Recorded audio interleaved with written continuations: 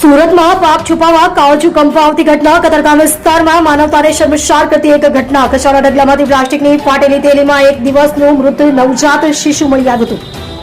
Chowkbazar police સ્ટેશનની surveillance ટીમે CCTV camera અને હ્યુમન સોર્સિસથી તપાસ. ગણતરીના દિવસોમાં જ નવજાત શિશુને ત્યજી દેનાર કળયુગી માતાને દબોચી.